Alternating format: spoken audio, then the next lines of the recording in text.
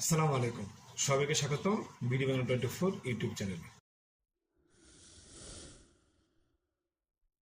সম্মানিত গ্রাহকগণ, আপনারা জানেন সোনালী ব্যাংক পিএলসিতে বিভিন্ন ডিজিটাল সার্ভিস আমাদের প্রচলিত হয়েছে এবং সেই ডিজিটাল সার্ভিসগুলো আপনার বেশ জনপ্রিয় হয়েছে বটে। তবে আমাদের বেশ কিছু ডিজিটাল সার্ভিসের ভিতর সবচেয়ে জনপ্রিয় যে ডিজিটাল সার্ভিস বা অ্যাপ ভিত্তিক সার্ভিস সেটা হচ্ছে সোনালী ই ওয়ালেট।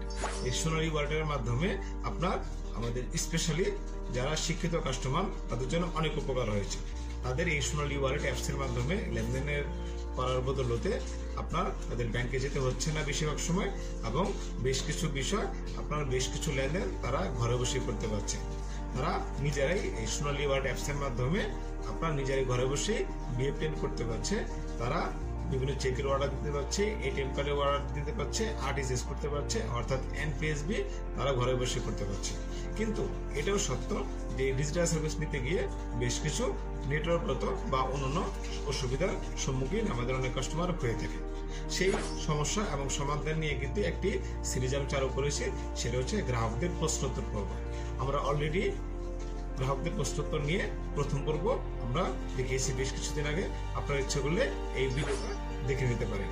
আমি ডেসক্রিপশন বক্সে এই ভিডিওটার লিঙ্কটা দিয়ে দিলাম। ওখানে আপনার এনপিএসবি, মোবাইল ব্যাংকিং বা বিকাশ বিভিন্ন প্রশ্ন নিয়ে আমরা সমাধান দেওয়ার চেষ্টা করেছি। আশা করি যারা দেখেছেন তাদের ওই সমস্ত প্রশ্ন, ওই সমস্ত সমস্যা যদি হয় তাহলে কিন্তু তারা ওই ফেসবুক গ্রুপে পোস্ট দিয়ে তার সমাধানের জন্য একদিনের মতো সময় ওয়েট করতে হবে না। তাহলে তারা নিজেরাই জেনে যাবে এটা সম্ভাব্য সমাধান কি হতে পারে। আর যেহেতু আর্থিক বিষয়, অনেক সময় টাকা পয়সা যদি আটকে যায় সফটওয়্যারগত কারণে, তখন অনেকে টেনশনে থাকেন সেই টাকাটা আপনি ফেরত পাবেন কিনা। মনে রাখবেন, সোনালী ব্যাংক অ্যাপসের মাধ্যমে আপনারা যে লেনদেনই করেন না কেন সেই টাকাটা কিন্তু কখনো আপনার লস যাওয়ার চান্স নেই। হতে পারে টাকাটা যদি আটকে যায় আপনার কিছুদিন সময় লাগতে পারে সেই টাকাটা রিভার্স হওয়ার জন্য বা রিটার্ন হওয়ার জন্য। তবে মনে রাখবেন, আজকে যে ভিডিওটি দেখবো সেখানে আমরা গ্রাহকদের বিভিন্ন প্রশ্নের উত্তর দেওয়ার চেষ্টা করব। সেই প্রশ্ন উত্তর আপনাদেরই যারা সোনালী ওয়ালেট, সোনালী ব্যাংক বা বিভিন্ন নামে যে গ্রুপগুলো ফেসবুকে প্রচলিত, সেই ফেসবুক থেকে আমি প্রশ্নগুলো নেওয়ার চেষ্টা করেছি। মনে রাখবেন, একজনের প্রশ্নের সমাধান যদি আমি এখানে দেওয়ার চেষ্টা করি তাহলে অন্যান্য গ্রাহকরা যদি এই ভিডিওটা দেখে তাহলে কিন্তু তার আর ওই প্রশ্ন জন্য ফেসবুক গ্রুপে কোনো পোস্ট দিতে হবে না। তার সহজেই বুঝতে পারবে যে এই সমস্যাটি আমার হয়েছে, তাহলে আমার সমাধানটি কি হতে পারে, অর্থাৎ টেনশন মুক্ত লেনদেন। আজকে আমরা আরো কিছু প্রশ্নের সমাধান নিয়ে কথা বলবো। চলুন আমরা দেখে নিই কি কি রয়েছে আজকে সেই প্রশ্নে। সোনালী ওয়ালেট গ্রুপ থেকে একটি প্রশ্ন পেয়েছি, সেটা হচ্ছে প্রশ্ন করেছেন জনাব সামিউল হক চৌধুরী। তিনি লিখেছেন, আমার বাবার বয়স 65 প্রায়, উনি ই ওয়ালেট ব্যবহার করতে পারেন না। কারণ হিসেবে বলা হয় 60-এর বেশি বয়সীদের অ্যাপ ব্যবহার করতে পারবেন না। শারীরিক সমস্যার জন্য উনি ব্যাংকে যেতে পারেন না, এই জন্য তার ডিফল্ট ব্রাঞ্চে কথা বলেও কোনোরূপ সমাধান পায়নি। তবে এটাও সত্য যে অনেক গ্রাহক এই ধরনের সমস্যায় পড়েন। বয়স বেশি হওয়ার কারণে দেখা যায় ব্যাংকে যেতে পারেন না, চেকে সাইন করতে পারেন না, ইভেন এটিএম কার্ড ইউজ করতে পারেন না। সেক্ষেত্রে দেখা যায় অ্যাপসটা একটা ভালো উপায় হয়ে থাকে, কিন্তু এই অ্যাপসটা অনেক সময় দেখা যায় আমাদের ব্যাংকের ম্যানেজার বা ব্যাংক কর্তৃক সেখানে মোটিভেট করা হয় না, ডিমোটিভেট করা হয়। যেহেতু তার বয়স বেশি সেহেতু তার অ্যাপসটা ইউজ করা উচিত হবে না। কিন্তু এটাও সত্য, বয়স বেশি হলে যে অ্যাপস তিনি ইউজ করতে পারবেন না সেটা কিন্তু 100% সত্য না, বা এটা কোনো নিষেধ না। এটা জাস্ট নিরাপত্তার স্বার্থে আমাদের ব্যাংকারগণ বলে থাকে যাতে ওই বয়স্ক লোক কোনো সমস্যায় পরিণত না হয়। তবে আপনি যেটা করতে পারেন, যদি এই সমস্ত সমস্যা হয় যে কারো বাবা বা মা বা কেউ যদি বয়স্ক থাকে, তাদের যদি দেখা যায় ব্যাংকের যদি সমস্যা হয়, তারা প্রয়োজনে ব্যাংকে কথা বলুন, ব্যাংকের ম্যানেজারকে কনভিন্স করুন, প্রয়োজনে একটা লিখিত আবেদন দিন যে আমার ছেলেকে বা আমাকে বা আমার মেয়েকে এই পারমিশন দেওয়া হোক যেন তারা আমার ই ওয়ালেটটি ইউজ করতে পারে, তাহলে আমার কষ্ট করে ব্যাংকে আসতে হবে না। যদি সমস্যা হয় তার গ্রাহক নিজে দাবি থাকে, এই ধরনের প্রয়োজন একটা আবেদন আপনি ব্যাংকে দেন, বা এই সমস্ত কথা বলে আপনি ব্যাংকের ম্যানেজারকে কনভিন্স করার চেষ্টা করুন যে আপনার ই ওয়ালেটটা যেন তা ইউজ করার জন্য পারমিশন দেওয়া হয়। কেননা অনেক সময় দেখা সত্য আমাদের গ্রাহক যখন আমাদের সামনে আসে, অনেক বয়স্ক লোক এসে কিন্তু বলে যে স্যার আমি তো আসতে পারি না, তখন আমরা পরামর্শ দেওয়ার চেষ্টা করি।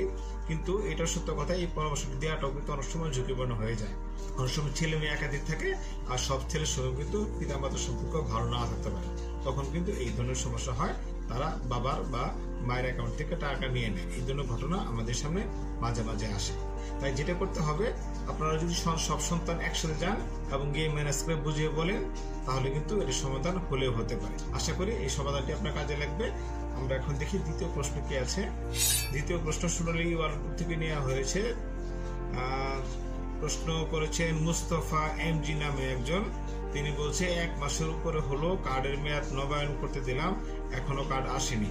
চেক বইয়ের বেলাও দেখি এরকম দীর্ঘ সময় লেগে যায়। এসব কাজে দীর্ঘসূত্রিতার কারণ কি? এসব কি সমাধান করা যায় না? একটা সেবায় অভ্যস্ত হওয়ার পর দীর্ঘ সময় সেটি বন্ধ রাখার বিড়ম্বনা মারাত্মক। গত 1-2 বছর ভিতরে এই সমস্যাটা খুবই চরম আকার ধারণ করেছে। সেটা হচ্ছে আমরা সময় মতো এটিএম কার্ড পাচ্ছি না এবং সময় মতো চেক বইটা পাচ্ছি না। অনেক শাখাতে নর্মাল চেক বইয়ের ক্রাইসিস, অনেক শাখাতে আপনার এমআইসি চেক আসতে 5-6 মাস সময় লেগে যাচ্ছে, আবার অনেক শাখায় দেখা যায় শাখায় 2-3 মাসে চলে আসতেছে। এটা একটা ব্যাপক একটা বিড়ম্বনার শিকার কিন্তু আমাদের কাস্টমার হচ্ছে এবং আমরা কাস্টমারকে বোঝানোর চেষ্টা করি, কিন্তু অনেক সময় কাস্টমার কিন্তু কনভিন্স হয় না। সেই জন্য যারা শিক্ষিত কাস্টমার তাদের জন্য আমি একটা সবসময় পরামর্শ দিই, যেহেতু আপনাদের একটা সমস্যা চলছে এটিএম কার্ড এবং হচ্ছে চেক বই নিয়ে, সেক্ষেত্রে আপনারা সোনালী ওয়ার্ল্ড অ্যাপসটা ইউজ করুন। আপনারা সোনালী ওয়ার্ল্ড অ্যাপ যদি ইউজ করেন, তাহলে আপনারা কিন্তু সহজেই যে কোনো শাখাতে গিয়ে আপনি চেক ছাড়াই টাকা তুলতে পারবেন এবং সেটা তুলবেন বিনা লাইনে। আমি কিন্তু একটা ভিডিও দেখেছি, সেখানে বিনা লাইনে কিভাবে টাকা তুলতে হয় এবং এটাও দেখতে পারেন কিভাবে আপনার ইওয়ালেটটা রেজিস্টার করতে হয়।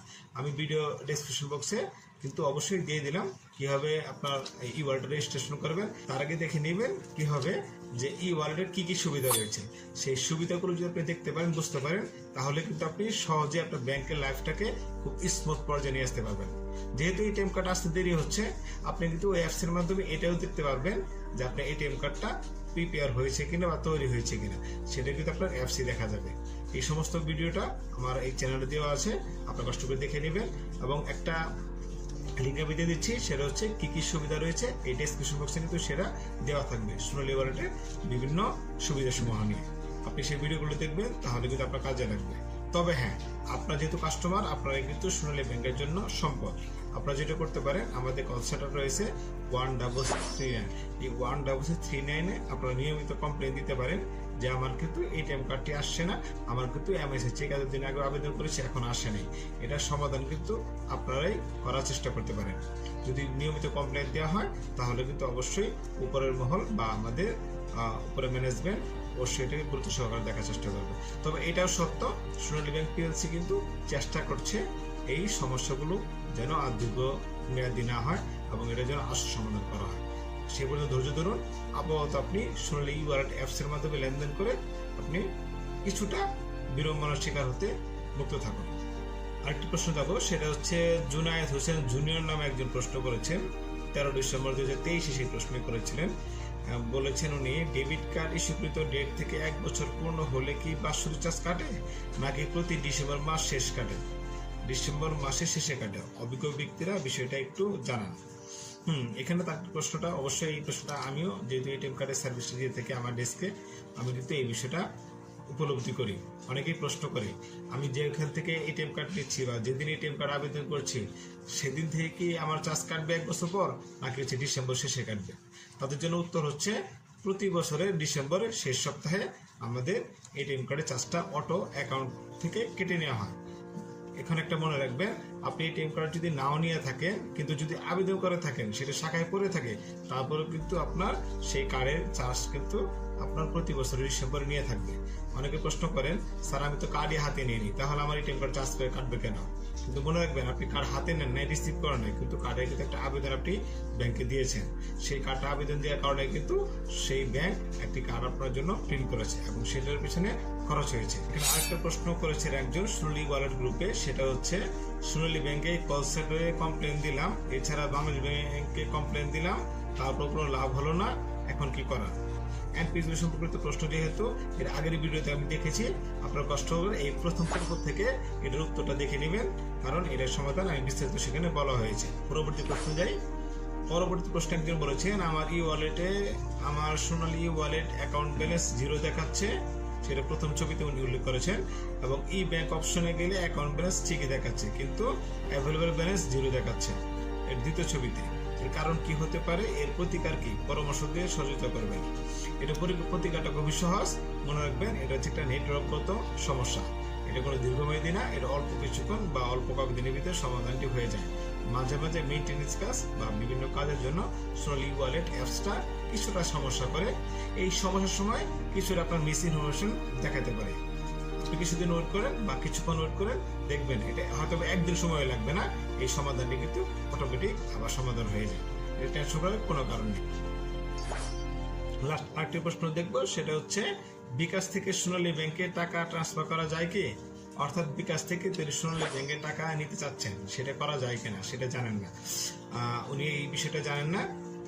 এটার সুসংবাদ, সেটা হচ্ছে বিকাশ থেকে কিন্তু আপনি সোনালী ব্যাংকে এবং সোনালী ব্যাংক থেকে বিকাশে দুইটাই আপনি অবশ্যই লেনদেন করতে পারবেন এবং সে টাকা নেওয়া যাবে। কিন্তু মনে রাখবেন, একটা হচ্ছে চার্জ ফ্রি, একটা হচ্ছে চার্জ যুক্ত।